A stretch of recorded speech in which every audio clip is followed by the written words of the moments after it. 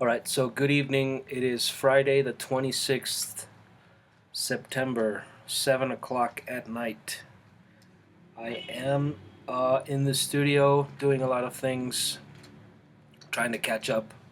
I gotta do some inking tonight, so I'll be doing that while I make this video. I'm gonna try to do two things at the same time. Just want to maybe talk about stuff that's been like updates and things that have been happening. All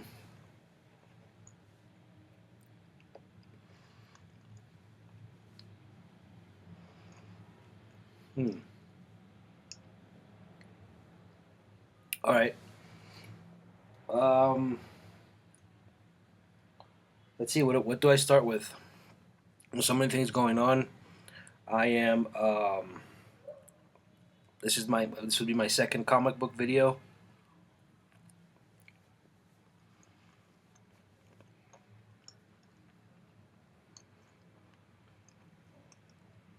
I love to eat fruit. It's good for, especially this. It has a lot of potassium. It's very good for my bones and for my muscles and my heart. It cleans my blood. I'm a person who really, if you're new to my channel, I'm basically, my professional profile is I am a fine art major. I'm a recording engineer and a musician. All of these three topics are being talked about in my channel. I'm very free in form. Like, I don't have a structure and I don't follow any kind of specific way that I do things in this channel. I just basically write blogs. These are done spontaneously. These are some of my books. I love, most recently, comic books have returned into my life. The video prior to this, I talk a lot about comic books being a part of my life in Los Angeles when I was growing up. They've always been somehow a part of my cousins, my family. Everybody loves art in my family, and my cousins would get comic books. They wouldn't be Marvel or DC, but they had comic books like, well, different kind of comic books. I was too young to, like Calvin and Hobbes and Garfield.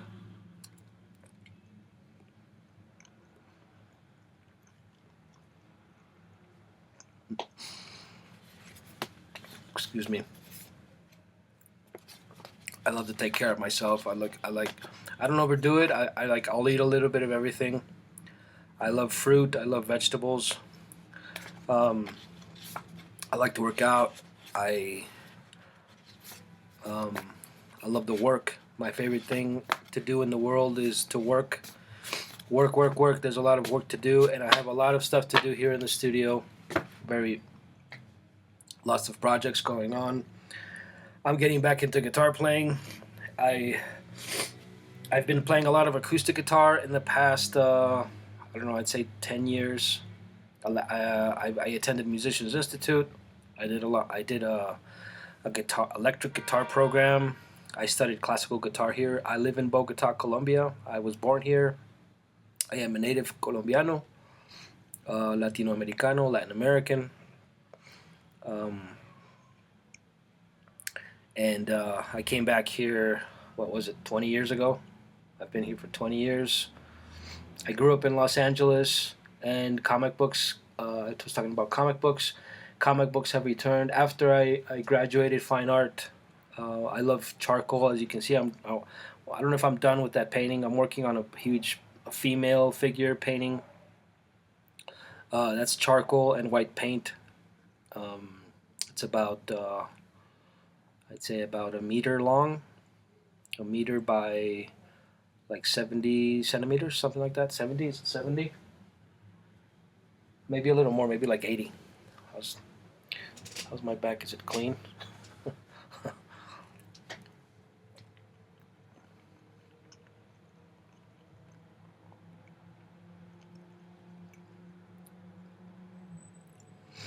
My workflow in the studio. Excuse me. I don't like to talk with my with my mouth full. My workflow in the studio is very random, unless I'm doing a specific task, and then I usually follow steps. Recording music is a specific thing, and it requires a specific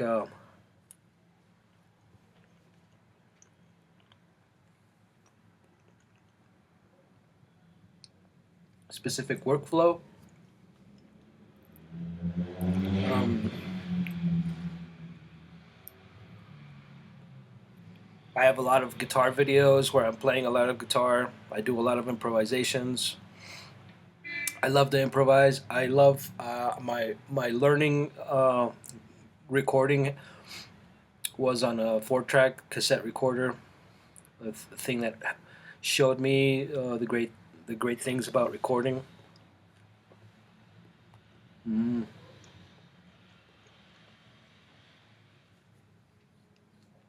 Um, I have a lot of videos on my channel about all this stuff. If you're new to my channel, I know a lot of people don't want to watch 1 hour, 2 hour videos about somebody they don't know.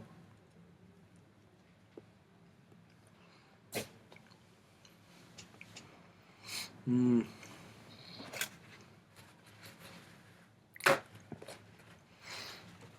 So basically, I'm here eating a banana.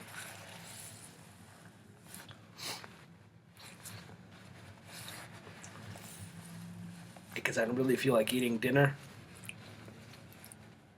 I'm a little full. I had a big lunch. And I want to get to work.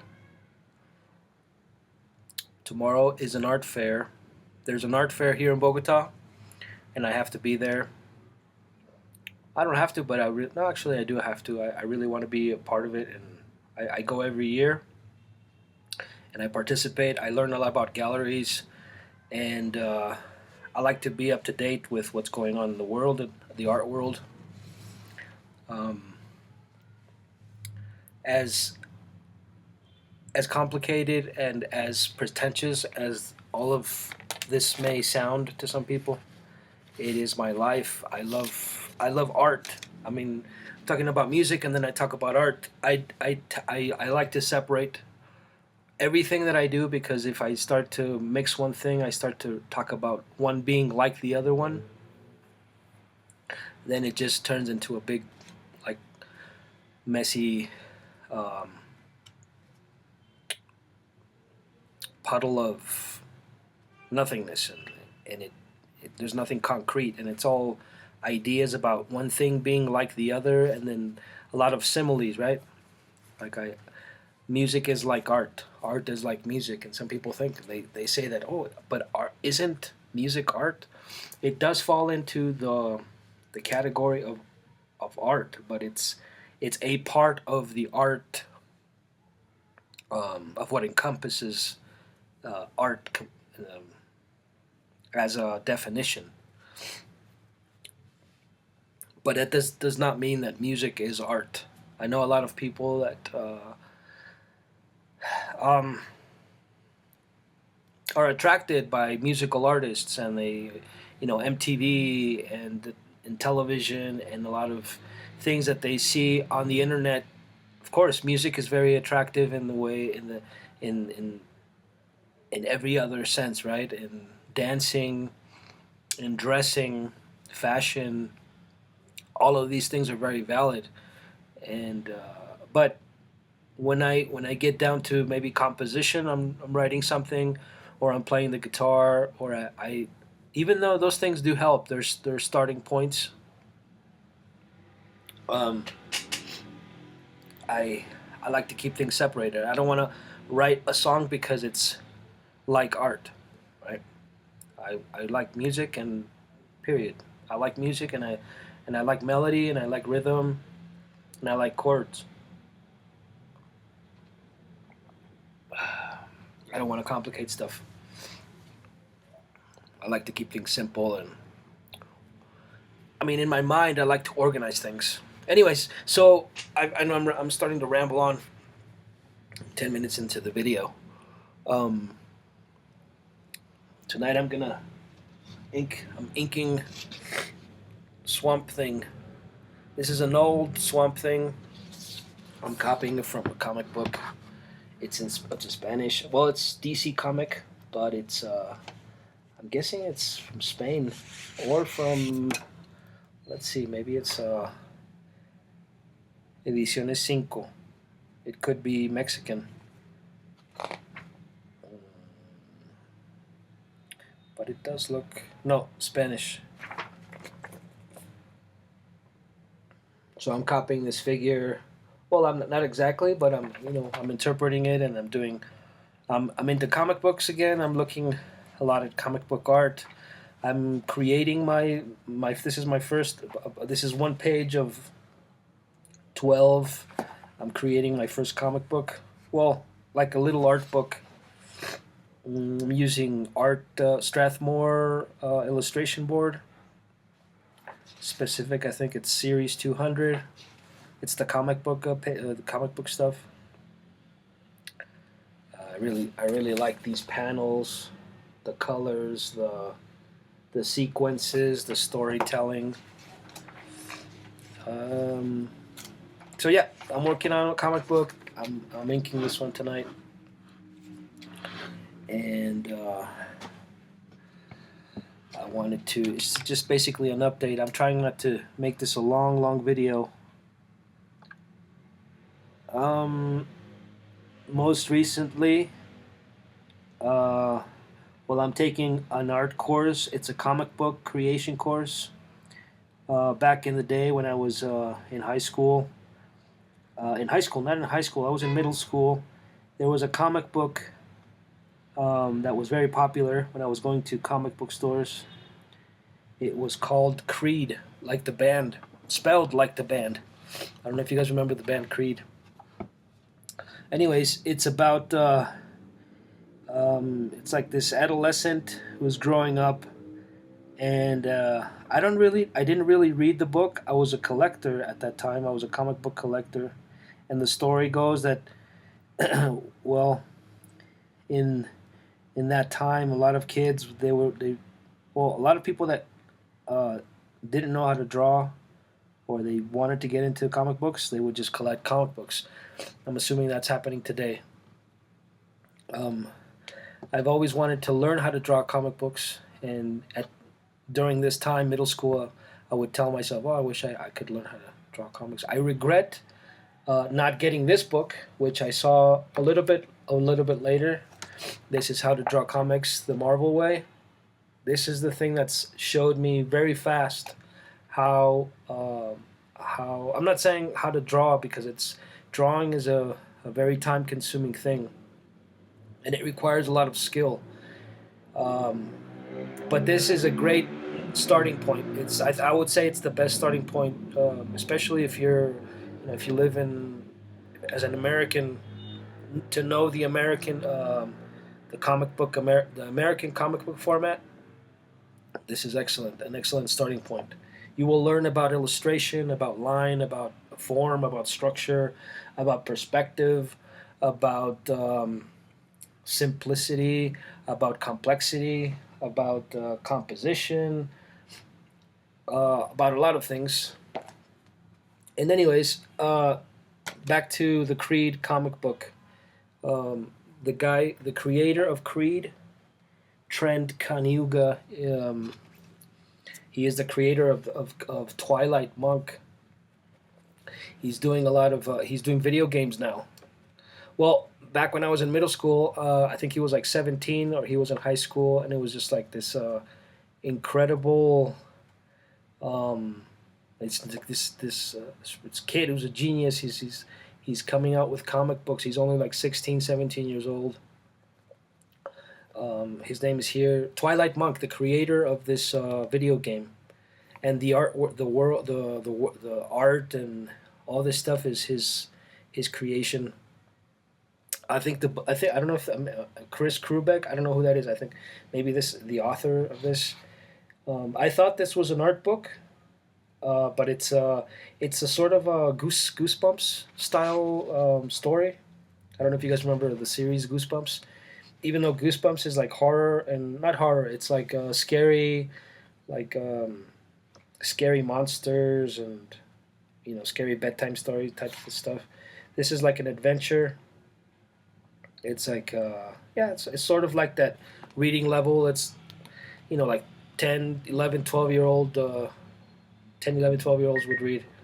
I thought it was an art book when I looked at it when I saw it on Amazon, and I thought it was an art book, so I got it because I'm taking a course about on creating comic books, and the course is Trent, the creator of Creed, um, created the course, and he's got a lot of stuff up on his own website.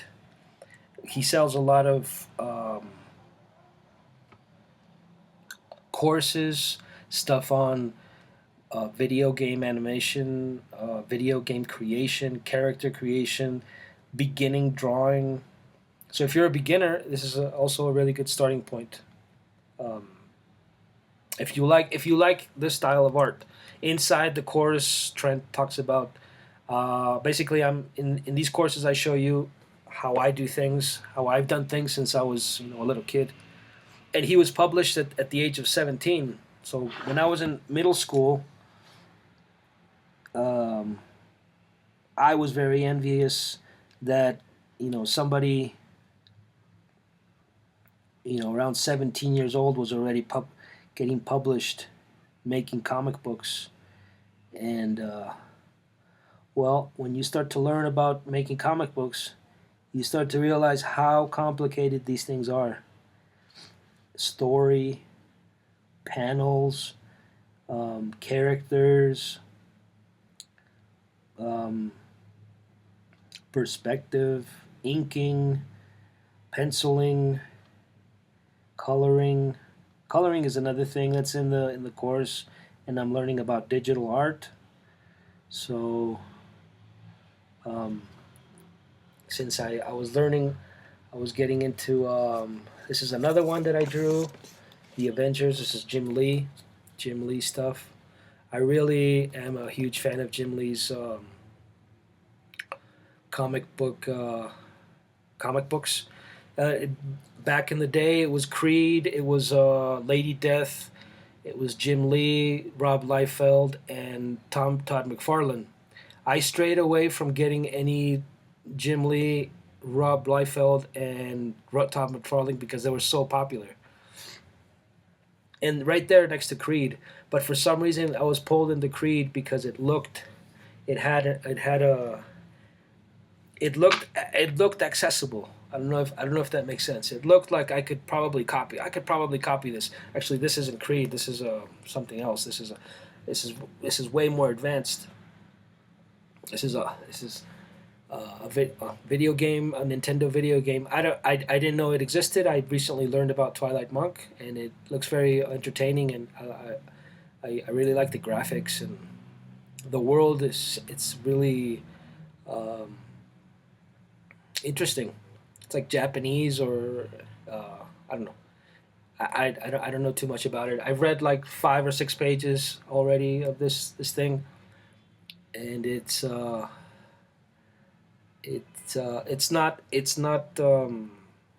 Goosebumps, but it's similar. It's around that same reading level, but it is entertaining. It's entertaining and more than the story. I never read Creed, the comic book. I kept it in its plastic case, in its plastic with the board, because I was collecting comic books, and touching these, having your oily fingers on all these pages was a no. You wanted to keep these. You wanted to keep these as fresh and as new as well back then. I don't know. Maybe it was something that we were doing wrong, and I should have opened up that book and I should have copied some of those drawings, because now I know that if you want to learn how to draw, you have to copy the things that you like. So back then, I was, when somebody who doesn't know what to do, how to start, say, what should I do? Should I draw apples? Should I draw faces, portraits? Should I draw landscapes? What book should I get? Off the bat, if you want to get really good at comic books or drawing very quickly, or just have a very broad and grasp the subject very well, How to Draw Comics the Marvel Way is an excellent starting point. And the next thing you have to do is find something that you like. For example, if I was talking to my younger self, what is it, 30 years from now, or actually I'm 42, 12, yeah, like 30 years ago, what would I have told myself? I would have told myself to open up one of those Creed comics, because I had a couple of there was a couple of covers. Special Lightning comics were the first. I don't know if they were the first ones, but they were the first ones I saw and the first ones I bought. There were two special covers. One was very white, and it had like these purple. It was like purple, almost like purple reddish, like Homeboy. I don't know if you guys Homeboy artwork, almost like graffiti style, but like New Orleans, New York musician, like hip hop stuff, which was really, I don't know, for some reason it looked like I could do something like that. I could probably do something like that, but it's a lot harder than it looks.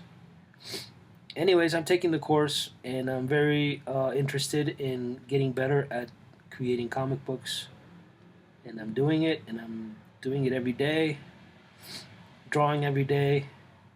Right now I'm inking. I'm in the inking process. It's a complete course, but if you do not know how to draw, I suggest you learn how to draw first before you take the course.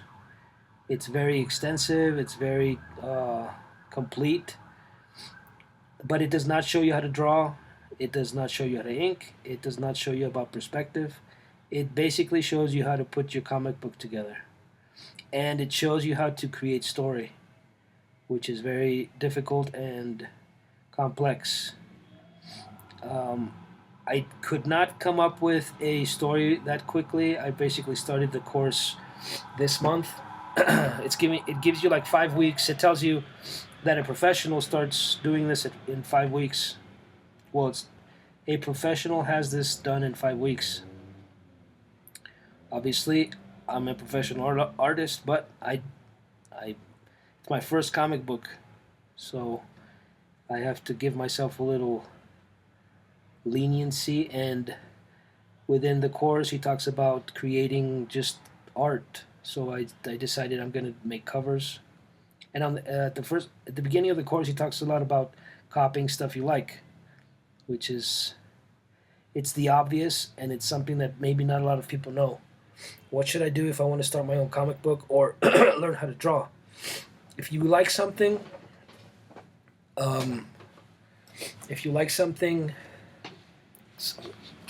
try to get a little more comfortable. If you like something specific, this cap is. If you like something specific, then you should probably look at trying to copy it. Even though it looks hard, and it is very hard. If you do not know how to draw, then it's going to be very hard.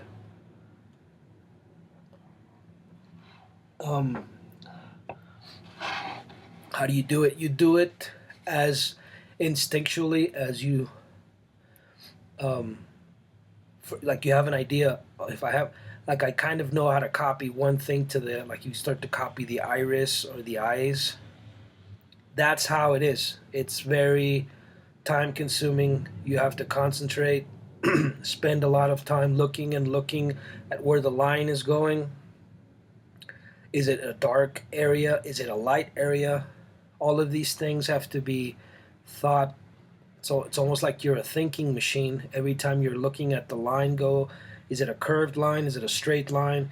Is it a hard line? Is it a soft, very light placed line? All of these things have to be in your head, in your mind as you're creating it, as you're drawing, as you're copying. Drawing is very, very time consuming, and it is very difficult. When I started learning how to draw again after leaving it for so many years, I realized how, excuse me, if my voice is a little weird, it's because I'm getting over a cold. I had a cold last week. I had a strong cold, and I've been trying to clear my throat, and I can't.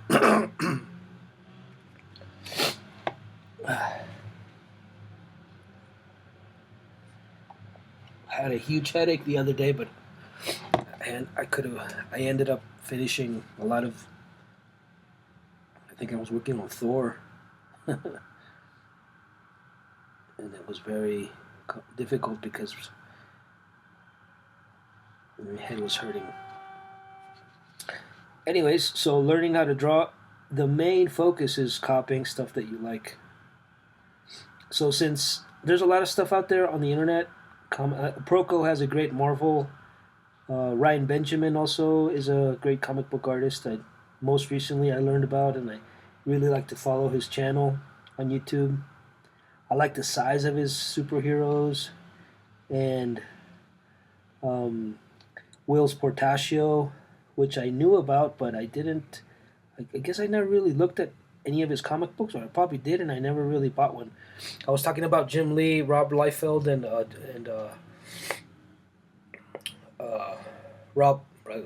Todd McFarlane, and they were very, very popular when I was going to comic book stores. They were super popular. As you can see, the caps. It's too tight for my for my head. They were so popular, and the snobby kids in the comic book stores. You know, the snobby kids who would get the best stuff. Were those kids were the ones who got Rob Liefeld comics and Jim Lee comics and Spawn, which I think Spawn, just the cover is super cool, and I always wanted to get a Spawn comic, but I always strayed away from it because my ego wouldn't let me get close to anything that, you know, represented. It was very stupid, very childish, but it was a lot of snobbery in those comic book stores, and not so much the owners, but because the owners were very cool. I remember some of those owners were very, very, very nice to me, and they would always tell me, would always be teaching me about collecting comic books, and they would give us pointers. I would go with my friend Jose from Chile. We would go into Torrance. We would walk into these comic book stores, and I think we would spend like $20. We had our parents would give us $20, and we would spend all of it on comic books. Each of us had his own little box. We had like a box, those carton boxes, and getting one comic book was like $3-4, and we would get the stuff that we would like, the stuff that looked like appealing and that we were gonna make money off of it one day. I used to get Lady Death. I think the only Rob Liefeld and I really couldn't pass it up was Bad Rock. I had a Bad Rock comic book and Violator. I think no, actually I don't think I got the Violator. No, I did the Bad Rock and the Violator. It was so popular, but I was there the day that they released this Bad Rock. I think it was Bad Rock versus Violator.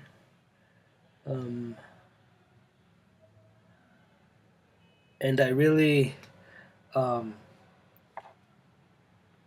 got into collecting comic books. So did my friend Jose. We were spending our money collecting comic books, and we were, I don't know, around 10, 11, 12 years old. Really getting into comic books. I loved to get Superman comics. I know it's very cliche to talk about Superman being my favorite superhero of all time. It's super cliche, but I mean, it's one of the truths. I'm guessing a lot of comic book collectors feel the same way about Spider-Man and Batman. But it was Superman. I would get. There was a specific series right after the death of Superman. There was a really nice Superman, new Superman comic books. I think I don't know. It was I don't know if it was I don't know if it was Jim Lee, but somebody was illustrating those comic books, and they were really nice. And then those were my favorite. And they were very inexpensive. They're like $2. Anyways, um, so back to Creed. I was getting Creed. So I was getting into Creed because Creed had that sort of like that street look, street art, graffiti, um, um, like homeboy art,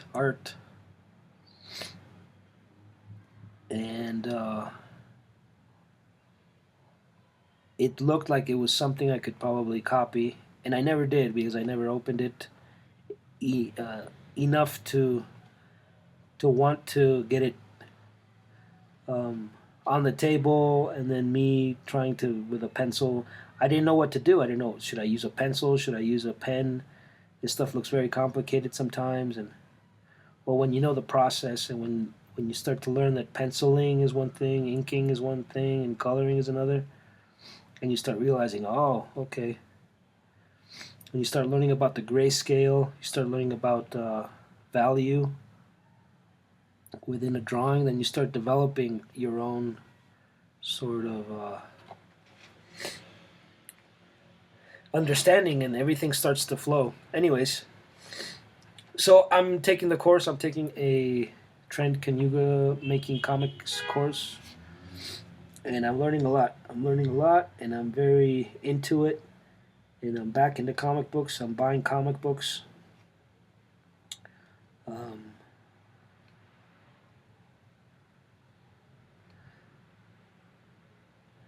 it's very time consuming. Inking takes forever, but it's hypnotic. It's almost like you go into this trance. You start to listen to music. I love to listen to metal now.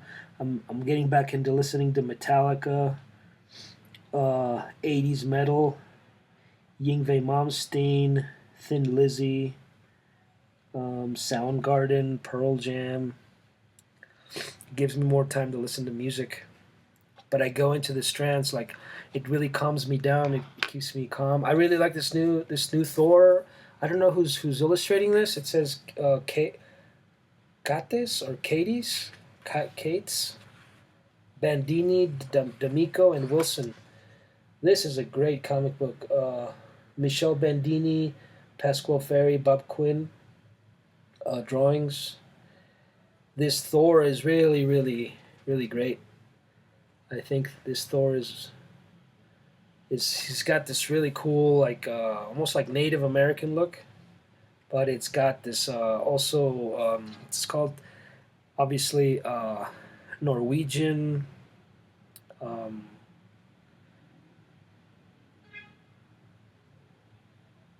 um, like barbaric type of. This is a really cool Thor. I like this. I like this new version of Thor. This is one of my favorite new comic books. I like the perspective. I like his I like his look. He looks very yellow. Mm, Marvel. I wasn't getting that much Marvel. I was getting Spider Man, but I wasn't getting that much Marvel. I was getting that Creed comic. I was getting Lady Death. I got that Rob Liefeld, Bad Rock, and I don't know if I got any Jim Lee. I did, like I said, I was straying away from the all the popular comic books because they were very, snobbish kids, like these really really snobbish people were getting these comic books, and I was really turned off by This is a Rob Liefeld Thor. I really like this. Kid, like I never got Jose. I think Jose got he got Wildcats.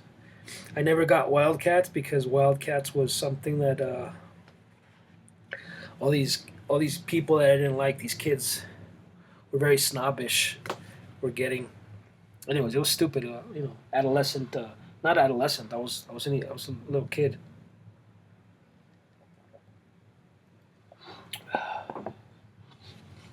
Oh, anyways.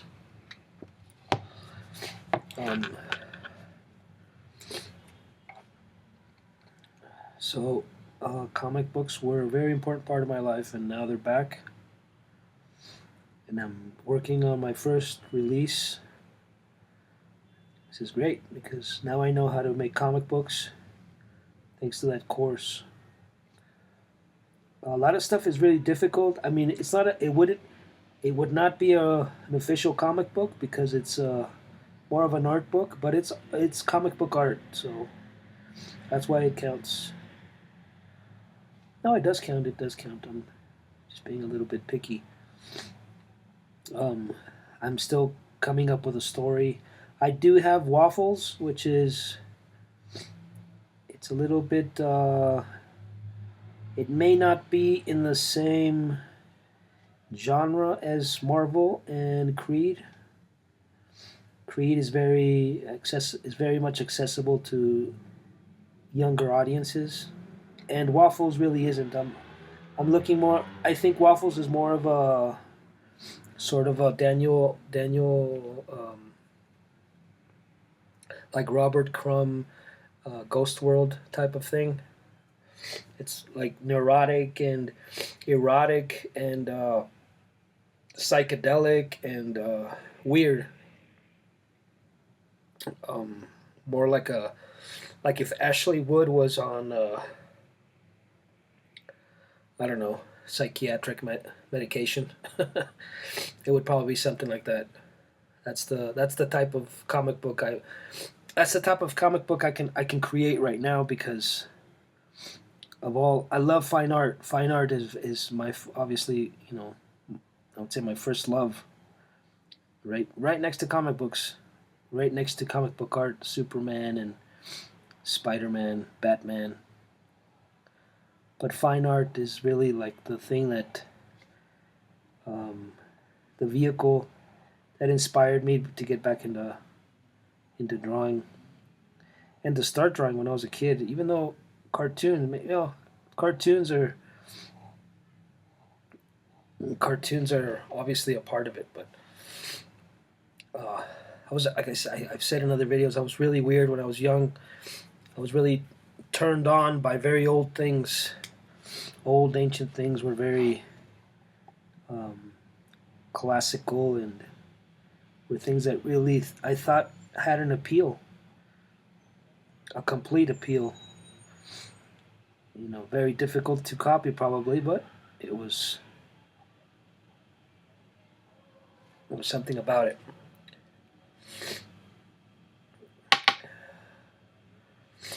So this is going to take forever, but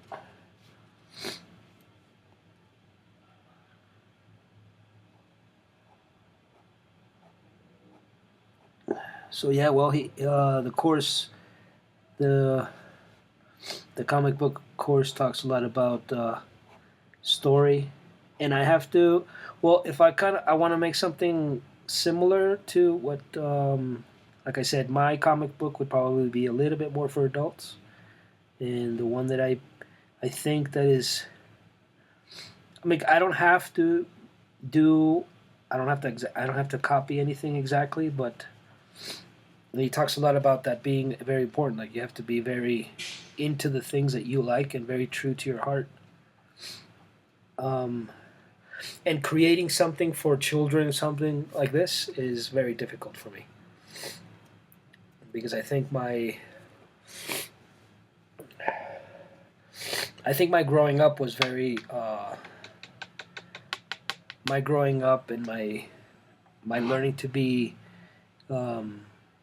I was very turned on, and like I said, when I was very young, I was very turned on by adult situations and adult things and um, drama and family problems and stuff stuff that isn't probably like uh,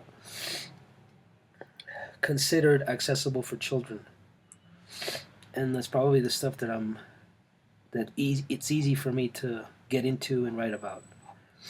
But taking the course, I really evaluated my judgment, and I was, thinking maybe I should tone it down a little, maybe make something a little bit more accessible. Maybe not necessarily for children, but maybe something more along the lines of a, um, like a Marvel comic. I was reading the How to Draw Comics, and I really got into classical John Buscema cartoons and graphics. It's a great book, that How to Draw Comics. Like I said in the other video, I cannot talk enough about How to Draw Comics the Marvel way. It's very... Sorry if this is a very boring... Well, you get to hear my voice like a podcast. This is another great comic book artist, Will Portacio. I'm trying to do a lot of things at once, but I'm going to make the video, and while I make the video, I get to finish the drawing. I think the inking. He doesn't do the inking, but his drawings are excellent. I like these vampire style, morphed into like demons and dark ambience, and I really like this stuff. It's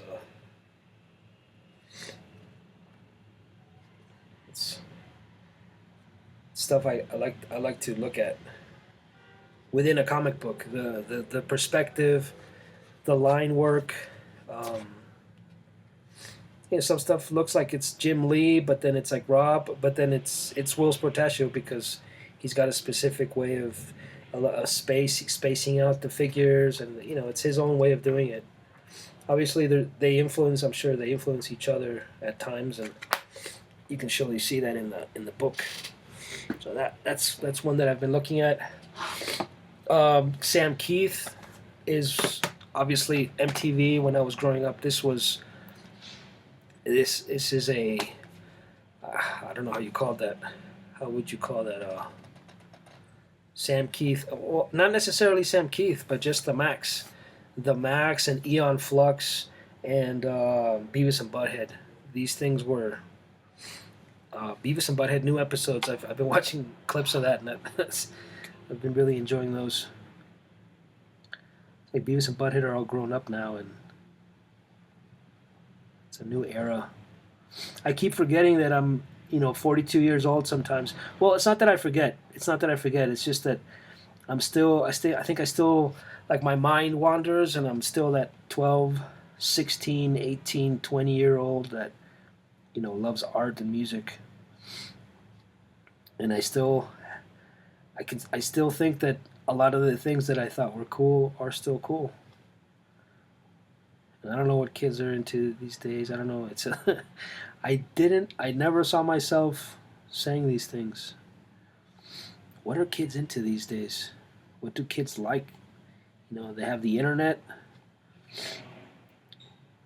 Do kids still like the things that we used to? Things that were weird and dark, and I'm sure, it's a literature. Some kids are into reading. Some kids like comic books, movies. I was heavily into movies and comic books and sports, rollerblading and skateboarding and going to the beach and being out in the world. These things were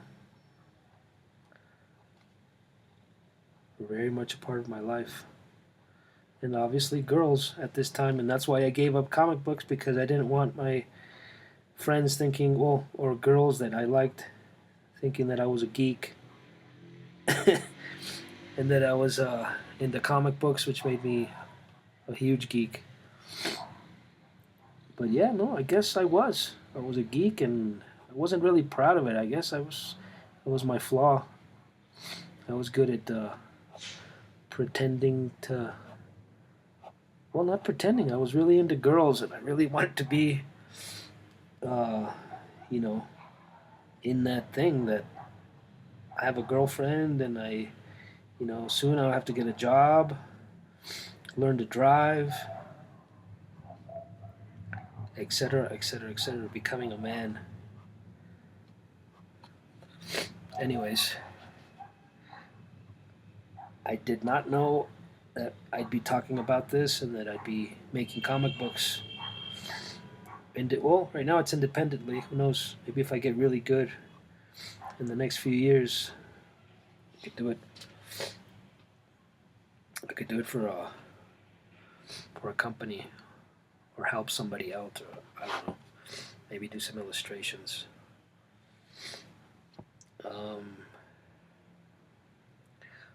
But this is my right now. It's my step is independent comic books. And anyways, I was talking about Sam Keith, and right now I'm getting really into looking at what I can free stuff on the internet. Googling Sam Keith. I recently heard about Ed Piskor. I did not know that this happened to what is it? Cartoonist Kayfabe. That channel. I was following it. I never subscribed for some reason because I wasn't sure if I should subscribe to it. On and off, I was looking at some of the comics, some of the stuff that they were sharing. I was really interested in Red Room because it looked like a Robert Crumb thing, like a Robert Crumb influence. It looked very dark and psychedelic. And most recently, learned about Ed Piskor and his passing, and I thought it was very shocking. And then I started subscribing. I subscribed to the channel most recently. They show a lot of the artist editions. The Sam Keith, they showed the Sam Keith artist edition of the Max. And I could have sworn that he was still alive, and I was kind of watching on and off until recently. For some reason, I don't know why I wasn't getting any updates. Oh, because I wasn't subscribed.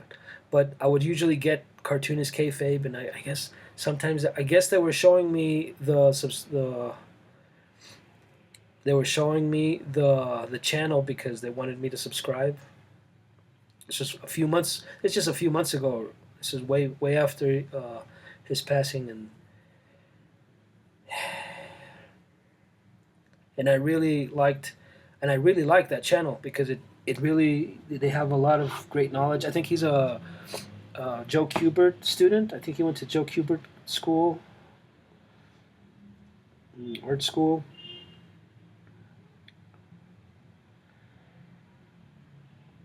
I think they reopened. No, they didn't. Yeah, they reopened school in is it New Jersey? Joe Kubert School is now in New Jersey. I don't know if it was. I don't know where it was before, or if it's always been in New Jersey. But I think it's great. I've seen some stuff has been appearing on my Instagram, and guys are taking the courses and hopefully graduating from illustration and comic books and art. This is really great stuff. Good news for whoever's taking those courses. Comic books are not easy. There's a misconception about fine art and illustration. And people want to know, should my son or my daughter study this instead of this? Do my kids need to study this or this? And there's another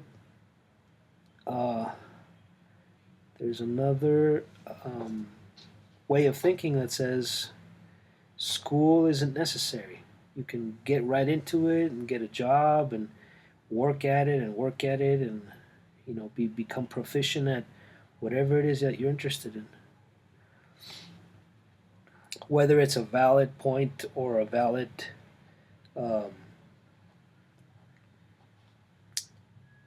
thing to discuss is, for somebody else to decide. But I appreciate every single don't know if I want to say breathing moment in an art school. I think art school really, I think school in general is very important. It really helps you develop character, and it's not, there's a misconception like you need art school to get a job. School isn't really for any of that. People think that, oh, I go to college because I need to get a job. You can get a job. You can get a job. I mean, it sounds a little arrogant and pretentious to say you can get a job anytime you want. There's people who have degrees, have more than one, and never get a job because they can't, because they're not qualified, because they don't have expertise, because they don't have any people skills. They don't know how to talk to people. They don't like to be. They don't like to be in situations where they have to, be pressured into making deals and business and money and being organized and maybe having to travel, etc., etc., etc. Some people aren't cut out for doing any of this stuff. In my personal experience, I have been working since I was, I don't know, 12 years old. My mom, when I was young, my mom put me to work. She gave me work where she worked. She would take me to her work and she would tell me, all right, I need you to do this, I need you to do that, and she would pay me. Eventually got to 15, 16, 17, I got my work permit, and I'm not saying that I did it every year or that I was always working, but she was always giving me the idea that work is very important. It's a very important part of who we are, and if I don't work, I'm going to turn into a very lazy person and into a person that I don't like. And then I went into school. My dad said that school is very important, so I listened to my dad. I moved back to Bogota, and I got into school, and I really got into school, and coming back to school as really graduating from school is very important. There's a lot of, it's like a misconception that, well, I'll go for a couple of years or I'll go for a few semesters and I'll get the main idea and then I'll just get to work. And that's not the point. That's not the idea of the whole thing. It's like going to a movie and watching only the first part and then leaving. You missed out on the last part. And something I regret, maybe not finishing MI. I didn't finish Musicians Institute. Luckily, I was being taught guitar for like 3 years by somebody prior to going to Musicians Institute, which helped me a lot in technique and maybe the developing skill. But there's still a part of me that wishes I would have buckled down and concentrated and been a little bit more judicious and gone to classes. And I was 20. I was very much alive in the world and experimenting with drinking, with smoking, with being around women, and meeting a lot of new people. And this stuff really gets into your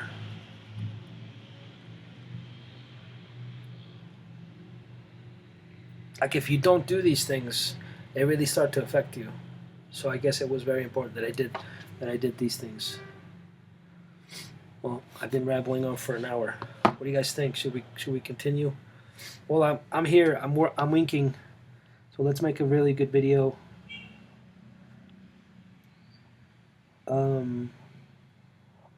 So yeah, school is important.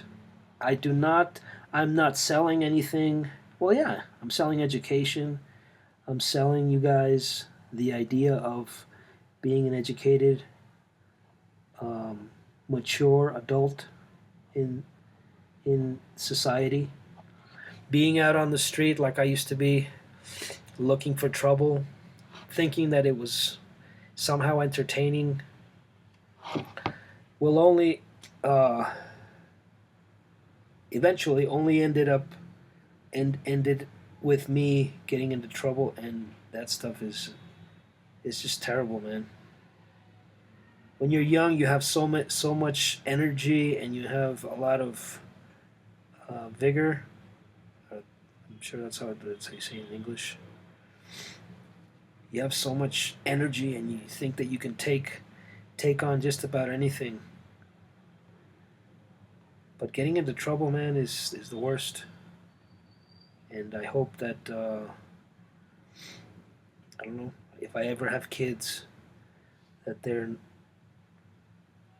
not stubborn like I was. And it took me, I was 20. I was still goofing around.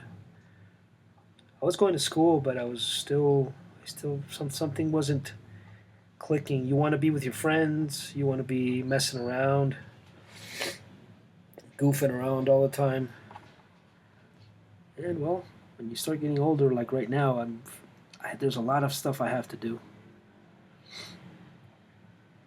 I want to finish this comic book. I want to get, I don't know, I want to get maybe a gallery to show my work. I want to go to Italy. I want to sculpt. I want to make records. Maybe meet somebody. Meet new people. Have kids. There's a lot of stuff to do, and there's time flies, man. Time is flying. Most recently, the pandemic really scared me and showed me that, time is precious. So, I don't want to sound pathetic or ridiculous.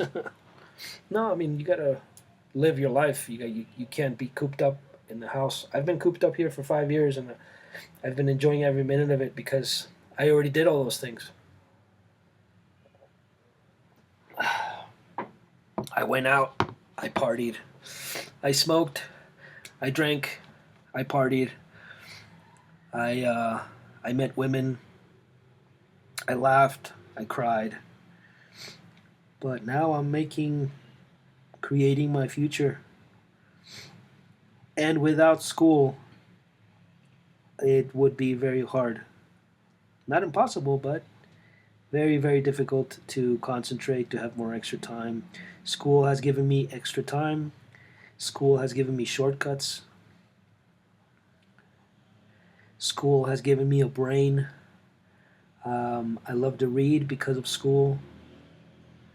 Well, I love to read because of my family, my mom and my cousins, but actually utilizing it in the world is because of school. School is, you go, oh man, but why do I need this in school? And I'm probably talking to, you know, adolescents. I don't know who, I don't know what kind of audience I have. Um, but children who say, "Oh, but I'm not gonna use this in the future. I'm gonna be a rock star," which is my thing. You have to use everything, even if you do become a rock star. You have to be a smart rock star. You can't be a dummy. you end up you end up broke on the street, poor, and you know bad business. You have to know about business. You have to know about money. You have to know about taking care of yourself, hygiene, going to the doctor. We need doctors. We need engineers. School is very important. I don't want to scare anybody into thinking that there's no solution. Like if I didn't go to school, I'm screwed. No, you can still go back to school. Community colleges, these new courses, the internet. I think Google is one of the, what is it, 21st century? Is it, we're still in the 21st century? 20th, 21st century? Um,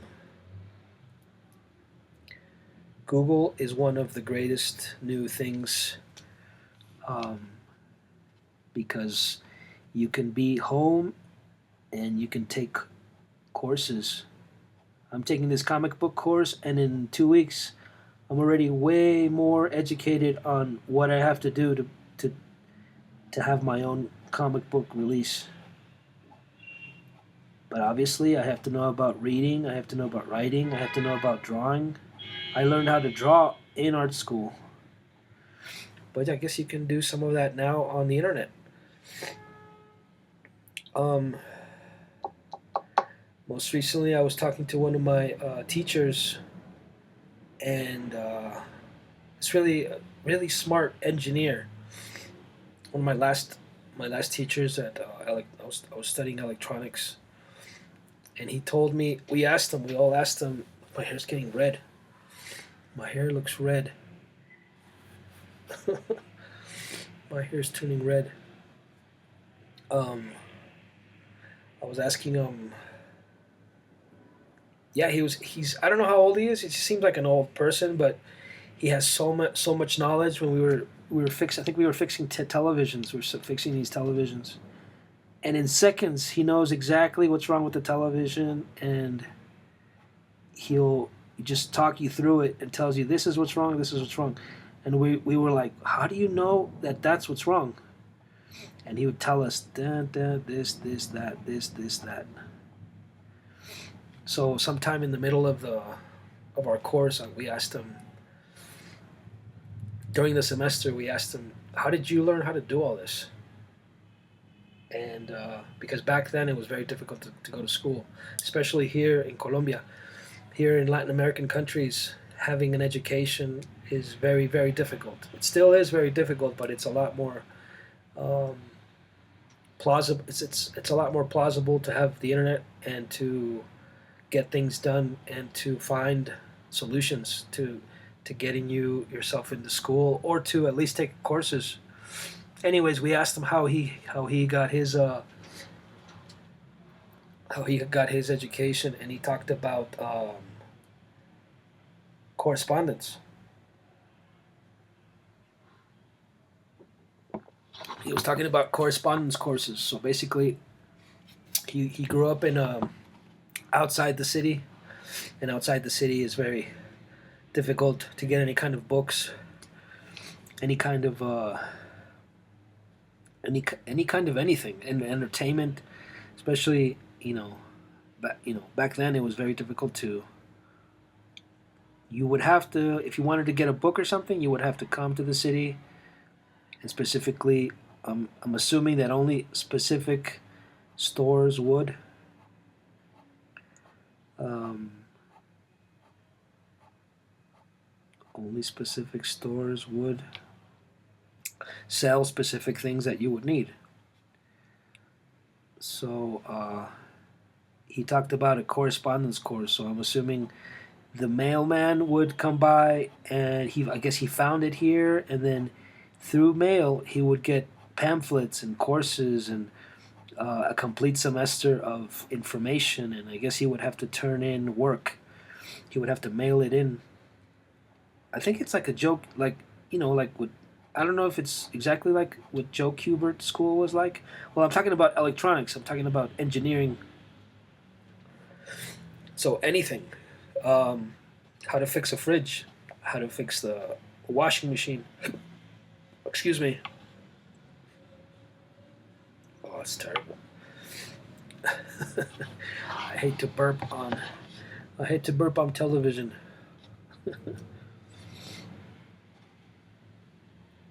um, so he talked about correspondence courses. So that is how he learned to educate himself, and he did. He graduated. I'm assuming he graduated from a school after after educating himself through correspondence. He could find work, and through work he could find, finance to maybe teach somewhere and um, live off of teaching, and possibly extra work. So all these things It's just an extra tool, and it's probably the most important tool is education. Sometimes I open up a book and I'm just reading it, and I'm just really into whatever. For example, that How to Draw Comics, and I just got really into it and reading it, and you just start getting really into it, and you read it again, and you read it again, and you read it again, and so you start to become a connoisseur of subjects and of a lot of the things that interest you. And if somebody asks you a question about something, you know how to answer.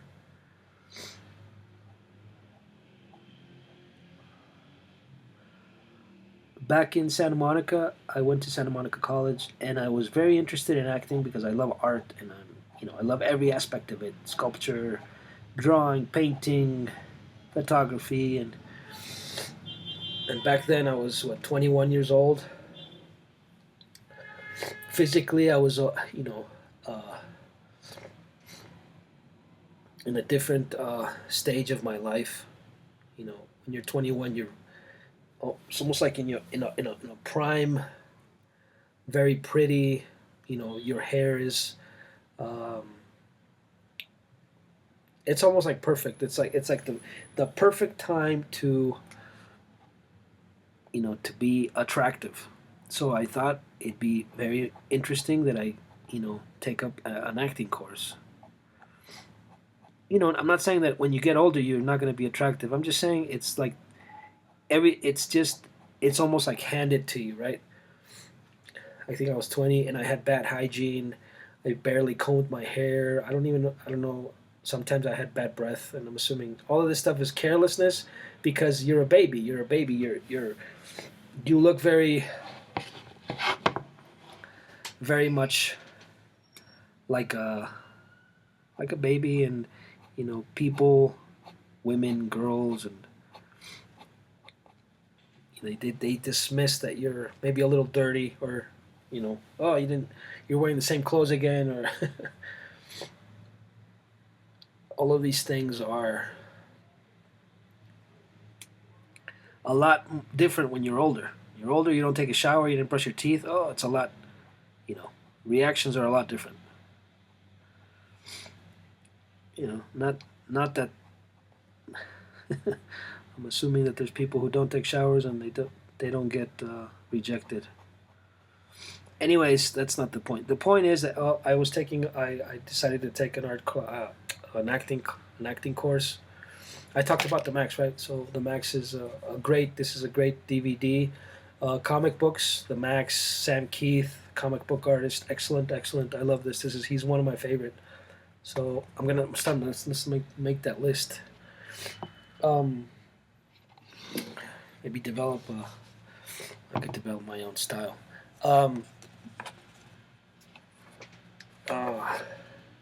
So I took the acting course. I signed up for the acting course.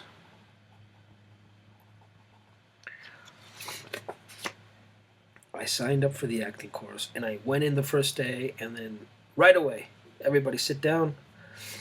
Lady said, I need you guys to get up here right now and act out as if, I think it was somebody, like your girlfriend is leaving you, or your boyfriend, whatever your preference is, whatever is easiest for you to act out. I want you to get up here and, express your anguish, cry if you have to, talk, yell, curse, act out. You're going to leave me? What do you mean you're going to leave me? So I think I was second in line. the first person who went up was a girl. Or I was like fourth or fifth in line, something like that. And the first two or three were women. Super dramatic, but wow, they got really loud, expressive, and almost to the point, very good. Some of these people were ready to act. And I was very shy. This was before Musicians Institute. I was very shy and very not delicate. I was just not ready to to give up my my shield. I wasn't ready for this. It was too mature. I had to really give of myself, and I didn't know how I was supposed to react. At 20, like my girlfriend's gonna leave me at 20. Like I don't know how to react. Like yeah, you do. Like you cry. You beg for that person to stay with you, and your typical love me, don't leave me. But it didn't come natural to me. Something blocked me, and something I couldn't do it. All right, it's your turn. Or right before it was my turn, I went up to the teacher. I said, "You know what? I'm not gonna be able to do this for you today." So she said, "You know what the consequences, right? So basically, if you didn't perform that day, you weren't ready to be an actor. You weren't ready to be in that class." I said, "Yeah, no, I'll change it. I'll change my class. I'll change my major, and I'll take something else." So that's what happened to that. That dream was very quickly challenged, and I could not perform what she was asking. If she would have said something like, I don't know, something with customer service, which I already had experience, like pretend that you're a waiter and how may I help you today? Would you like the soup? Would you like to see the specials? Something like that. I would probably be, faster to doing it, and I wouldn't be shy because it's something more neutral. But no, she wanted something, 120 miles per hour, with everything, with the effects, with the sound. If you can cry, even better. And I thought I couldn't do it. Not that I didn't think. It wasn't. My body was not responding to the situation, and I got nervous and I got really shy and I couldn't do it. So I quit that day. I'm not gonna be able to act. um, so then after that, I went to music theory. I took music theory at a music college. It was one of the first things that I realized where my future was heading, and it was that music theory program at Santa Monica College is excellent. I highly recommend it for anybody who's interested in maybe not knowing if they want to study music.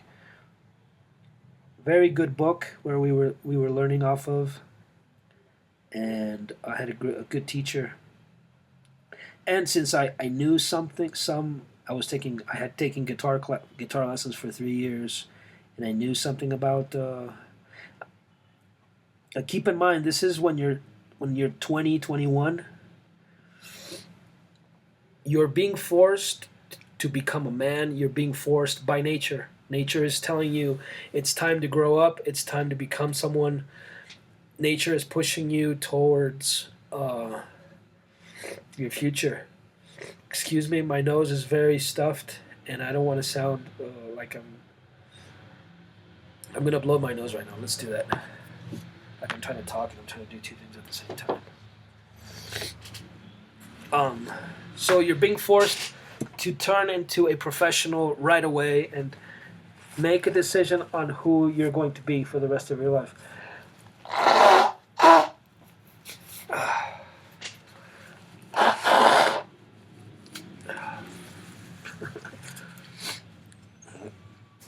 Excuse me, but I gotta blow my nose. Let's try to do some editing this time. What do you think? The powers of editing.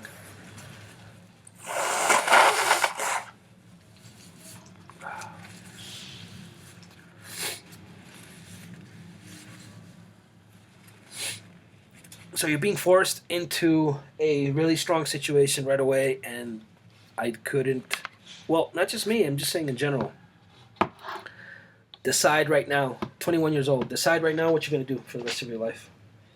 You're going to have kids, you're going to get married, you're going to do this, you're going to do that very quickly, very quickly, very quickly. When you're in high school, you're in high school and you're trying to decide all these things. I don't have a girlfriend. I have a girlfriend. She's pregnant. She's not pregnant. Should I have kids? Should I go to school? Should I, you know, should I become a better mechanic by actually going to a a tech school? That's another thing. Tech schools are very highly underrated. Technology schools are very excellent for someone who does not have the time to go to a university and study theory. Um, you do see a lot of theory in tech schools, and that was something when I was growing up. ITT Tech. I don't know if you guys remember ITT Tech, Institute of Technology.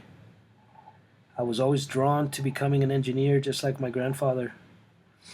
I wanted to, fix cars, become a mechanic, and be into electronics. And it was really always appealing to me. But I don't know, for some reason, I think the thing with math always really drew me off into being very scared and not knowing whether I can do something or not. So I drew myself into getting really good at art, music, and knowing about movies, pop culture. Poetry was one of the things I could do very well. Reading was something that my book reports were excellent. I think I consider myself a great um, I consider myself a great essay writer. I in school, when I was asked to do, if I didn't read the book, I would be in very big trouble because I took those things very seriously, and sometimes I wouldn't read the book. And when I was very distracted in school, but when I would read the book, I would get really into sitting down and writing very, very beautiful handwriting, 4, 5, 6, 7 pages of what I thought about the book or what I was reading in the book. And I got really good grades in English. I was very proficient in English. Something I'm very proud of. So that's why I got into maybe the possibility of getting into acting and becoming an actor. I never thought about becoming a writer. It never really appealed to me to become a writer. Maybe a poet, or like to write poetry books, but as maybe like a side thing. Because I wasn't, I wasn't gonna tell my family that I was gonna become a poet. They would have laughed at me and told me to get a job. But yeah, poetry is something that I think I understand, and that it's in my blood. Something I can really get into and appreciate. Maybe create my own. Mm, so that's what happened with that. I was pushed into becoming an adult very quickly.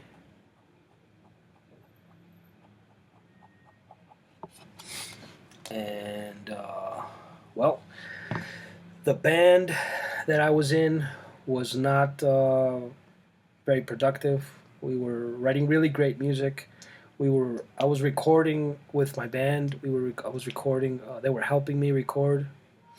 When I say they were helping me record, is because mm, they wouldn't put off recording sessions. Luckily, I had a little education,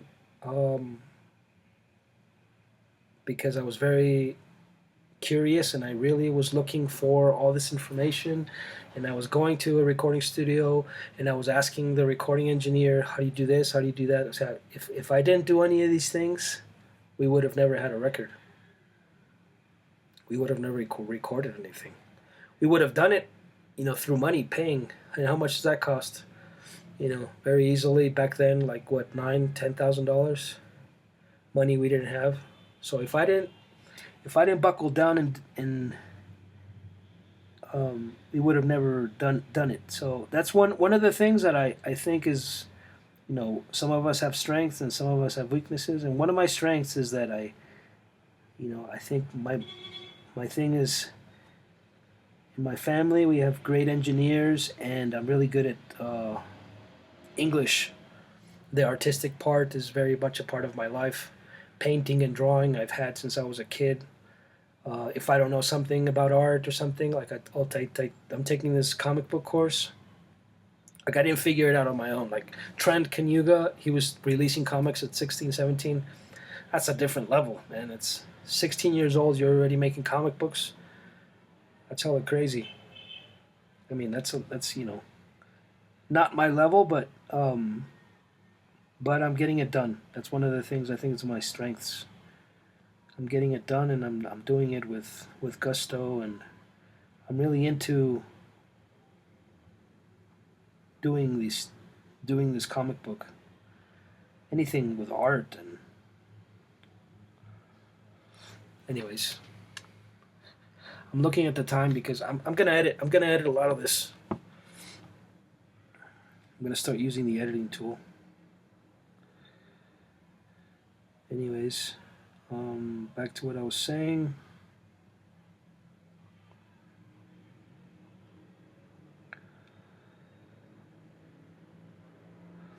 So yeah, I was being forced to choose very quickly what I was gonna do. So all of this was happening very quickly, and well, I took a music theory class. And why am I talking about this? I really zoned out. Sorry, guys. Oh, let's look this up. Have you guys heard of this? There's this band, The Working Title. This isn't their first release. The lead singer of this, Joel T. Hamilton, he is a guitar player, singer. I think he plays drums and bass. And this isn't the first one. The first one is really, really, really pop, catchy stuff and emo kind of stuff. I really love that. But I was so into the band that I got this, and this is their second release. I don't know what happened to this guy, man. He's a great songwriter, Joel T. Hamilton. I hope you guys get to hear this. If you guys can look up The Working Title. It's called The Working Title, the band. I don't know if they're Canadian. I'm going to look it up right now on my phone. So I found that case. I think I got it through Amazon, or somebody got it for me. Somebody got me that CD. Well, my ex-girlfriend got me the CD. And she took the CD. Or someone took the CD. I only have the case. The Working Title. The Working Title was an alternative pop rock band formed in 2011, Charleston, South Carolina. South Carolina. Yeah, this is a great band. The Working Title was an alternative pop rock band formed in 2001 in Charleston, South Carolina. Their notable recordings include the independently produced EP, Everyone Here Is Wrong. That's a good EP. As well as About Face. About Face is the record I wish I had. Their debut album with Universal imprint, Cause for Alarm. Following the departure of other band members, singer-songwriter, multi-instrumentalist Joel Hamilton released the album Bone Island. So I guess he did this on his own. The Bone Island, this was done on his own. But I was following his videos. He turned, I don't know if it was a garage, he completely transformed his life. He was like making recordings in the house. One of those first MacBook Pros that were those titanium MacBook Pros from the early, what is it, 2010, 2009, 2010. One of the first ones I saw. He plays vocals, plays guitar, plays piano. I think he plays drums on some stuff. Or he has I don't remember very much, but no, I mean I do remember. I just don't remember him drumming on any of the tracks. Very cool melodies, very something that I found very appealing. The songwriting. Maybe you guys have heard of this band. The band has also been on tour with bands such as Me With You, Copeland, Videra, As Tall as Lions, Counting Crows, Our Lady Peace, and the Goo Goo Dolls. maybe through the Goo Goo Dolls. But yeah, everyone here is wrong. Everyone here has something to say. Everyone here is wrong. Yeah, I like Joel Hamilton. Joel Hamilton left the band. In a review, Absolute Punk Alliance was described as a welcome breath of fresh air. Something happened. I don't know. I guess I'm assuming like every other band, they disintegrated. But the songwriting, the stuff on About Face, the band members, the other players, excellent record. If you guys can get that record, About Face. This is Bone Island. This is the one he did on his own. I like it too. I like this one too, Bone Island. But someone took the CD and I cannot find it. Hopefully, I can still get it on Amazon. Let me see if I can still get it on Amazon. Oh, this is coming along slowly, but it's coming along. It's taking forever to ink this. I'll post it on Instagram right now. Friday night, this is what I do. Or what I've done maybe like 10 years ago, I wouldn't have probably done this. You know, gone out drinking with my friends or something. Can't do that now. Gotta concentrate. I goofed around a lot when I was in college. I don't regret it because it's me growing up.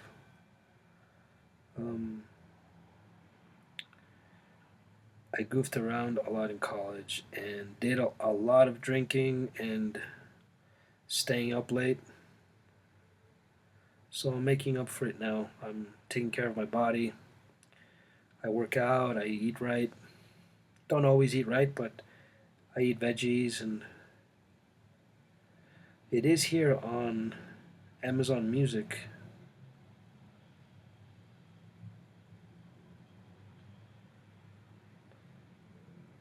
(2006)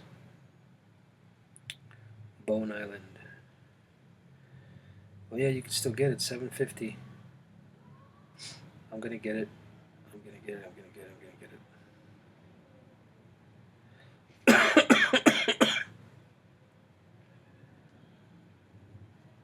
I'm gonna get the CD.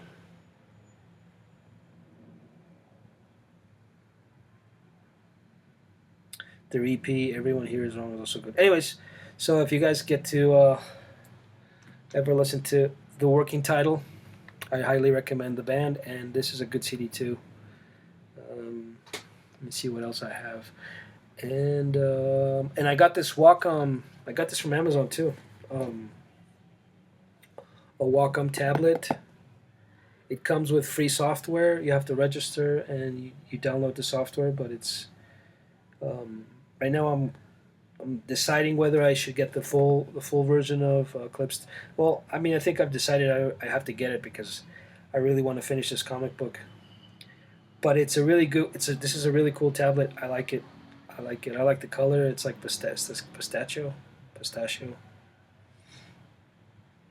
like a greenish, like a light green pastel color. But I like it. It's here it is.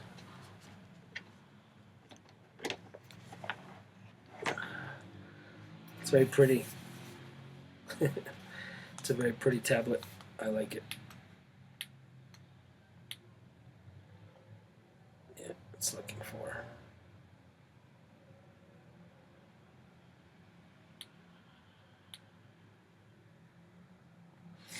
Yeah, and here's comes with a pencil.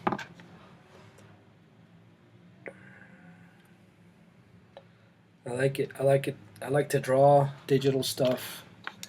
But why did I get the tablet? I think it's because I wanted. I was always told that this was the one I have to get because if I'm gonna become a professional, then I guess I looked at the software and then I got excited. And well, if I do get, I have to get the software. This is a.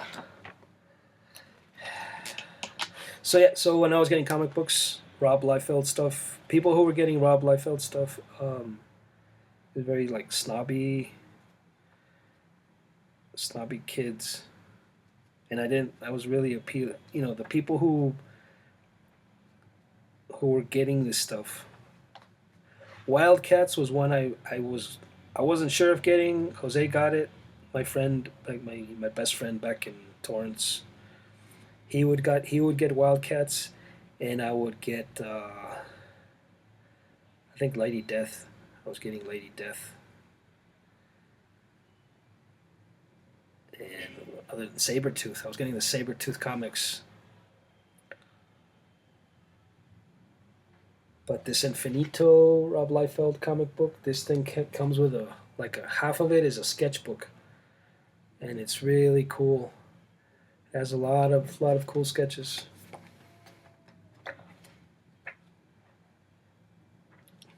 Some of it is inking. There's a J. Scott Campbell drawing right here. A J. Scott Campbell drawing. You can't see very well. There he is. Some of it is, well, drawing, pencil, and inking, the process. Very cool. I was really looking at this yesterday.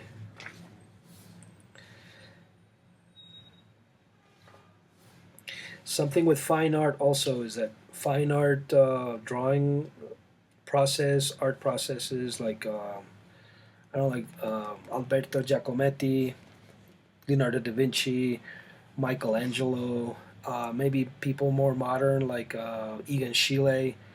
You look at their Egon Schiele or Gustav Klimt. You look at their drawings, their sketches, and you see basically a lot of thought process, and it's very, very interesting and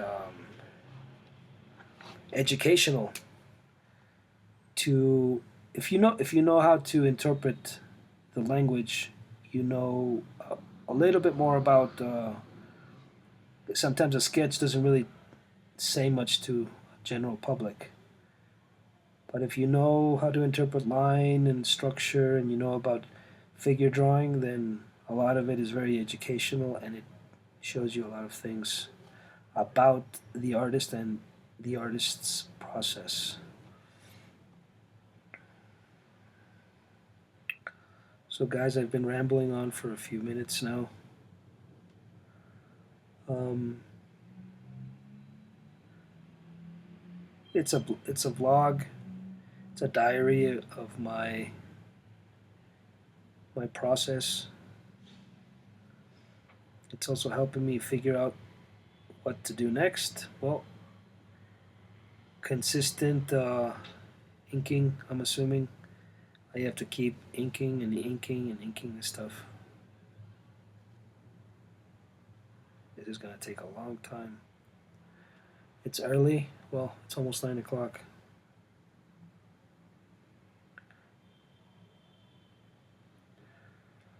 So now I'm doing comic books. I'm still drawing and I'm still doing the fine art thing, but I'm focusing on comic book creation right now. It sounds it sounds like it should be easy, but it's not. Very difficult, very time consuming.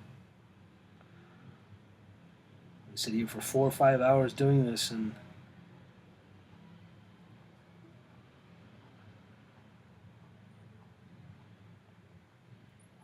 and I would usually do more. Well, when I would do more apparently by going everywhere and trying to do more. Now I gotta sit. This is finally running out, this pen. Or maybe it's drying because I'm only using this one.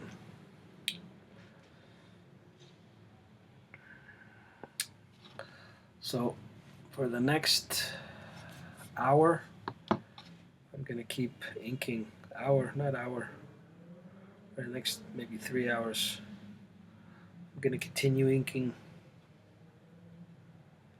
I don't know what else. That's what I wanted to share in the video, basically. Oh, okay. So the course, I can't talk about the course because the course is obviously something that I'm still learning. I have not finished. I am. I don't know whether to say I'm halfway there, but basically it shows you a lot of process stuff of how Trent goes about making his comic books.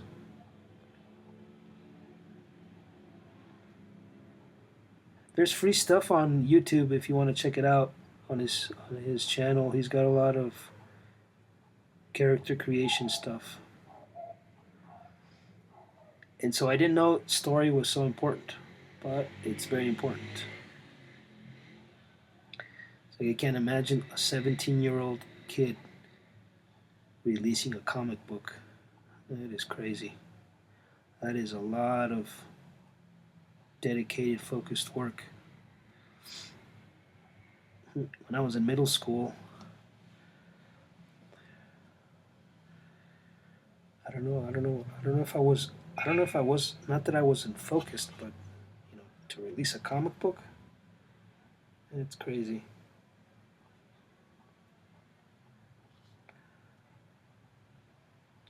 Anyways, we're all different. We can't really compare one person to the other. It's kind of silly to do that, but, you know, I have, you have your heroes. Everybody's like, wow, look at this. When you're young, I wasn't really appealing. I wasn't really looking to become like, like I would get the Creed comic and, oh, I really want to do this for the rest of my life, or I want to do this. I didn't know I was something I was going to do, but it reappeared in my life. And look, Trent's still making comic books. He's making video games now. So better late than never. Get to it. Start drawing.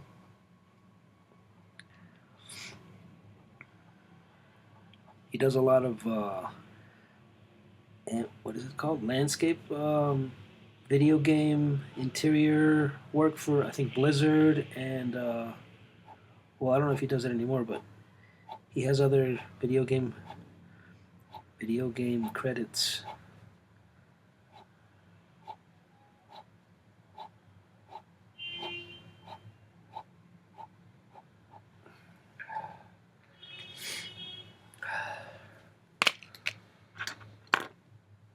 I don't know if I'm helping him by sharing this. Well, I'm taking the course, and it's really been helping me. Anyways,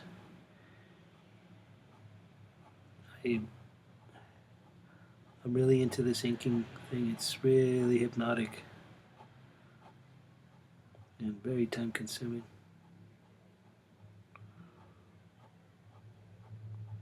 And I'm getting back into music. Well, it's like I've been on and off music because art is very time consuming. But I have a lot of records on my SoundCloud. If you guys want to check that stuff out, I've done a lot of recording.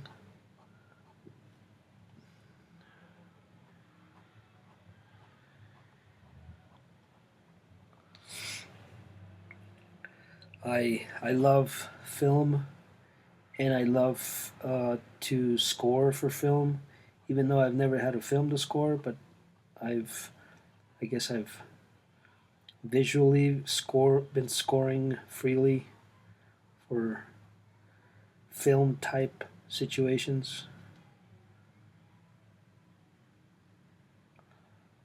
I love to make these videos too. I love YouTube because it almost sounds like it's sort of ridiculous, like not having. It's like I'm not on any major label, or I don't have any. I don't know. Major sales on art, but I'm learning, and I think. I think what I am learning is interesting, and I do love art for art's sake.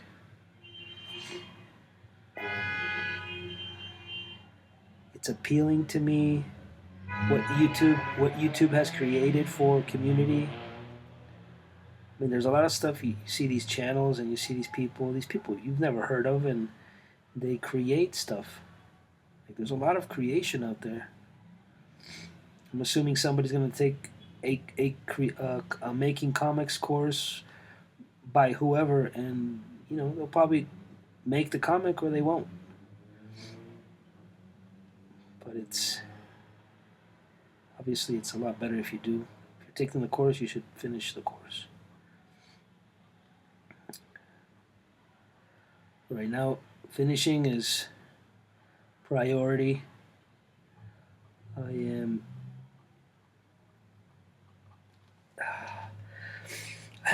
don't know, I'm not really, well, I can't say no because it's not, I can't really point out one specific story, but I do like to read the panels, and like I'll skip pages and I'll just read some stuff because I like certain specific parts of the comic, and I'm really drawn into certain panels. I do like the story aspect of it, even though I haven't really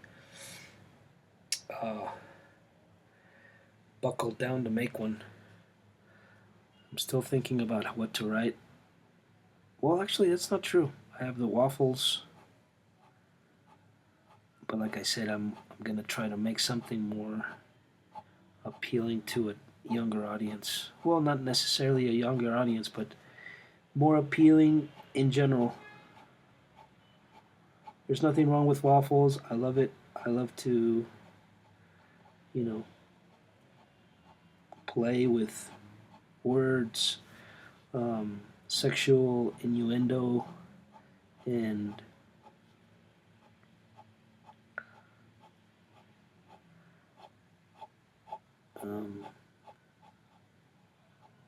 laugh at stupid things. Not be so serious all the time. Art is a great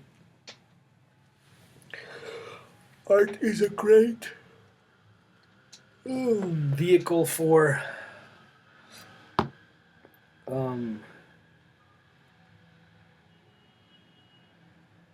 being expressive and making mistakes. A lot of times we're scared to make mistakes, and it's okay to make mistakes. It's not wrong. People are human. We make a lot of mistakes every day. I mean, it's one thing to make 1, 2, 3, 4, and 5, but you're constantly making, and creating violence and hurting people and developing hate. This is different. But if you're a human that has ups and downs, I'm running out of stuff to talk about. Just like hanging out tonight. Just hanging out tonight with me at the studio. 1:43. Let's go for 2 hours. Oh, I'm gonna edit it, so I guess it doesn't matter.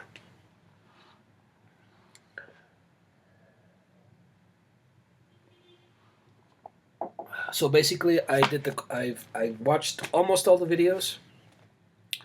The remaining videos are of him going through actual physical aspects of the process, which is inking and digital coloring.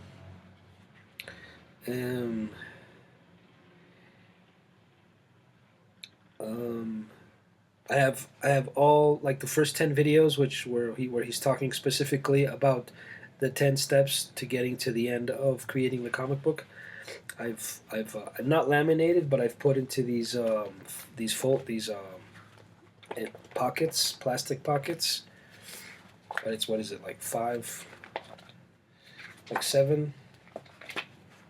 Anyways, they're in my binder, and I look at them whenever I get stuck. He talks a lot at the beginning. He talks a lot about stuff about copying what you love. So that's basically what I'm focusing on.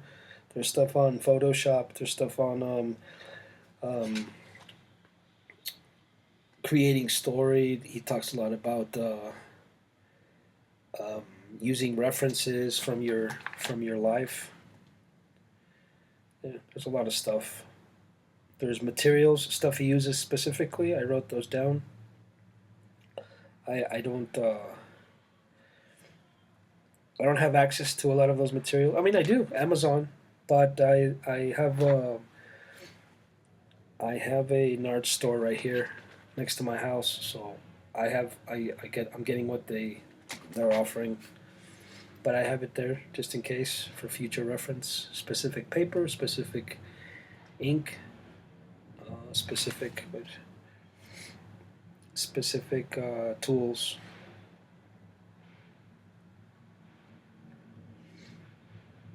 So it's a great course. I recommend it for anybody who's got any skill and who knows how to draw, has been doing it for a while, because it is an advanced thing. I don't think anybody can just pick up the course and, because it's giving you 5 weeks. It says 5 weeks to do it. He talks about a schedule, but basically what I see is that every day is a working day, and you should be inking or drawing every day, whether it's for the comic book or just to develop skill. And so I'm really doing that. There's another artist guy, Guy. I don't know if it's Guy Denning or Guy Denning, British, English, fine art, street artist. He has I don't want to say street. He has a lot of fine art, charcoal drawings, and most of his stuff is charcoal, chalk, white chalk, and charcoal, which is really really cool. It's my favorite go-to medium. Excuse me. I drink orange juice and soda. I mix them, and I like the soda, the bubbles, because it helps me with digestion.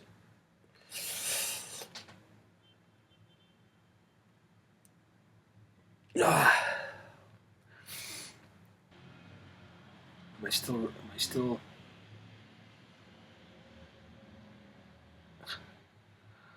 Wow, 8 gigs. We're gonna do a lot of editing.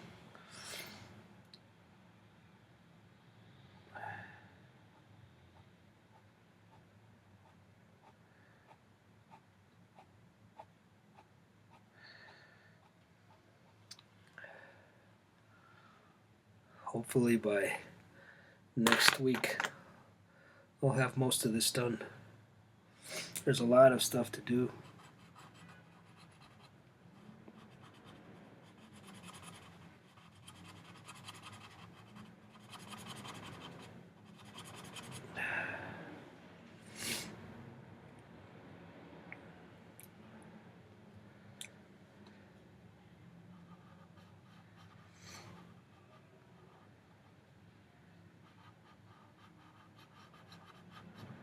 So this is a very big part of making a comic book. It's the inking process.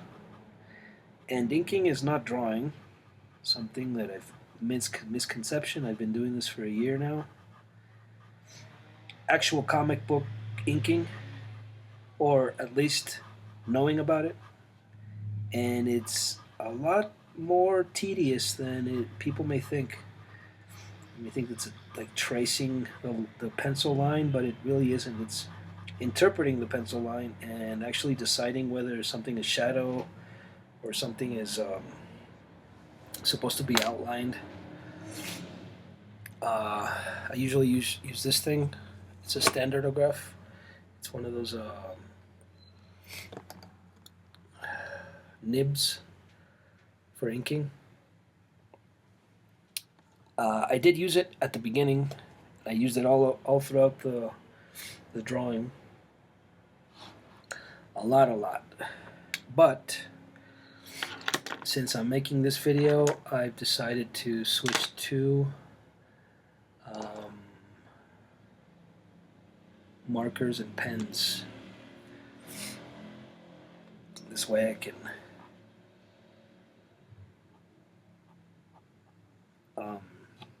concentrate on because if I don't, I'm gonna spill something or I'm gonna end up making a huge mess near the computer or on the computer, and I really do not want that.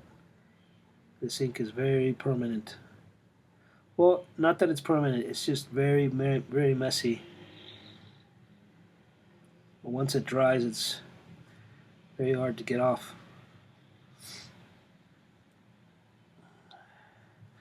Well, basically that's it. That's my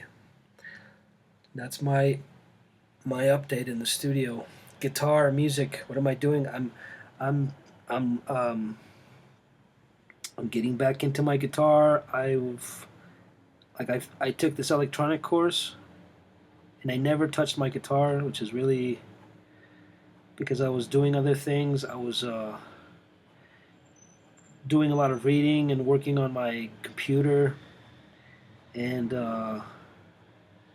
doing a lot of drawing. But now that I have a little more time, I've disassembled the guitar. Well, not all of it, just the electronic part, the electronics, and I'm reassembling it.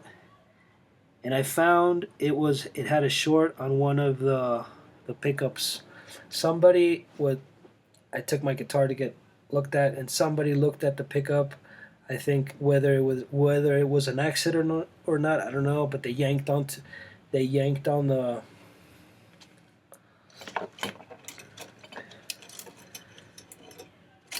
like I think it was purposefully done out of spite or something.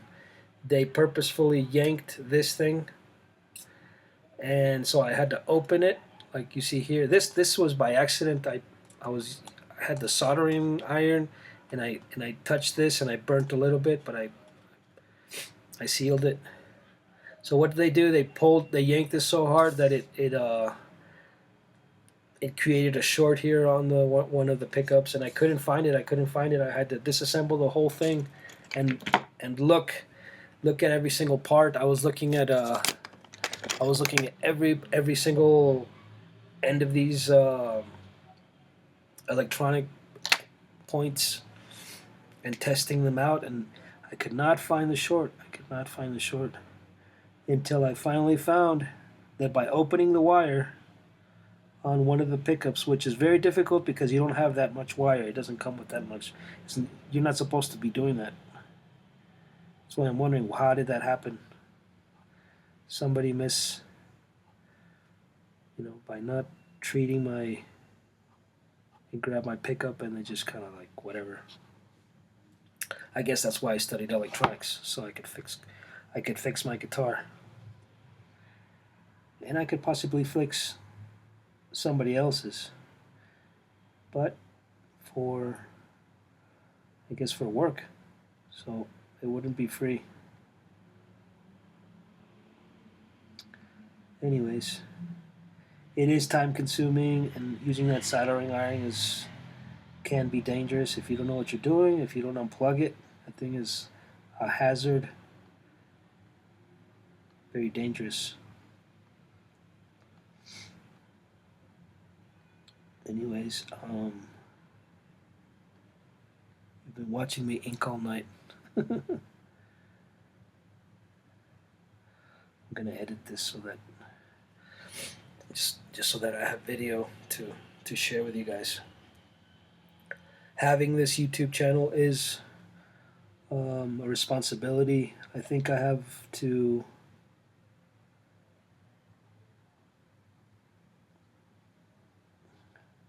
take into account that not everybody has access to the things I've had access to, but vice versa. There's a lot of things that people have nowadays that I've never had access to. So, but the channel is there for you guys to learn off of my experiences. Like I said, I wanted to become an actor, but then I decided very quickly that wasn't going to happen because it was not up. I wasn't up for embarrassing myself and looking like a fool. I was 20, 21 years old, and I wasn't ready to do that. Let's wait. Let's wait to really. Oh, this isn't looking that bad. Specifically the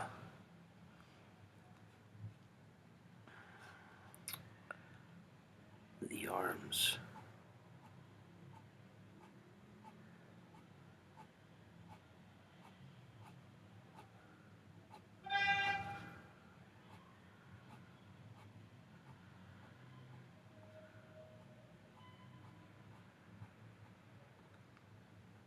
This is very time consuming.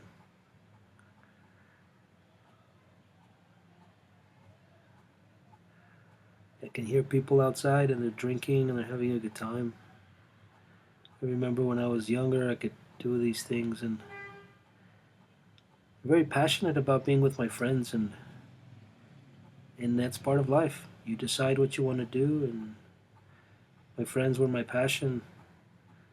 Our band,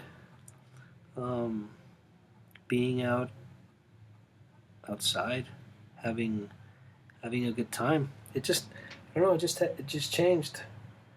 I like to be indoors, and I like to, excuse me while I scratch my eye. I like to be indoors.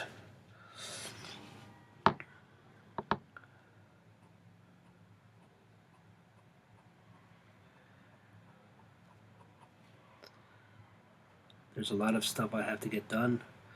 You know, I'm getting older, and I do not want to be 50, 60 years old with my projects not done, not finished. I want to have something to, something to show that I haven't been goofing around.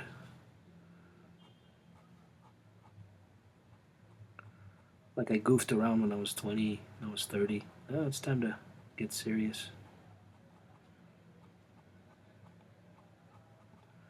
And I like this stuff. I love being here, and I love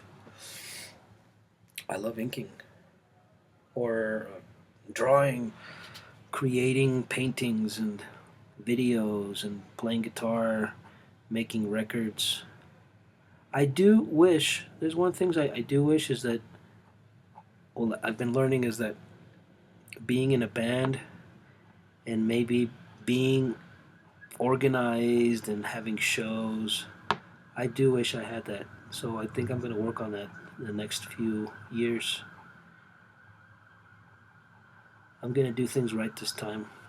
I'm really going to focus on being organized, and if I have to do it on my own, I'll perform on my own and make the records, but it's something I really want to do. I guess that's what I'm going to do.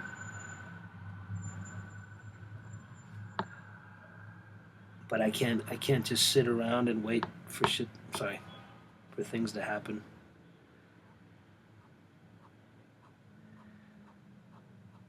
Even though I would very much like, and I know that some people have that luxury, and they can just goof around, and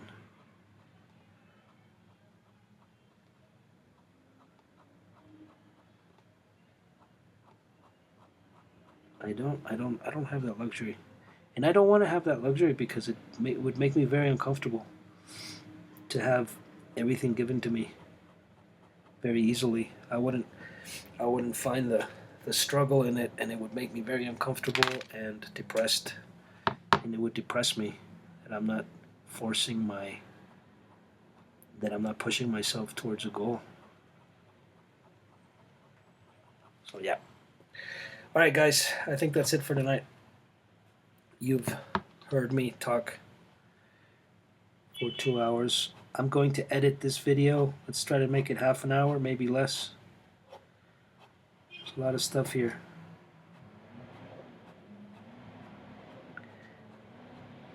Thank you for following my channel. Please like and subscribe if you find any of this interesting, irrelevant, or helpful.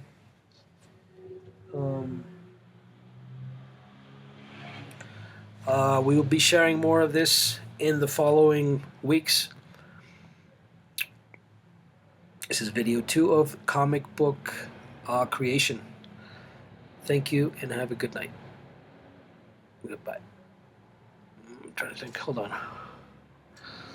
Since I'm going to edit this, what should I talk about?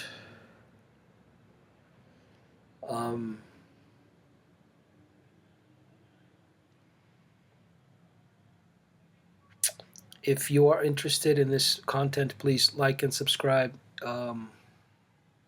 Thank you for viewing my videos. Please like and subscribe if you like any of this content, if it has been helpful, relevant, or interesting. I will be making more of these videos in the near future. Thank you. Good night. Thank you and goodbye.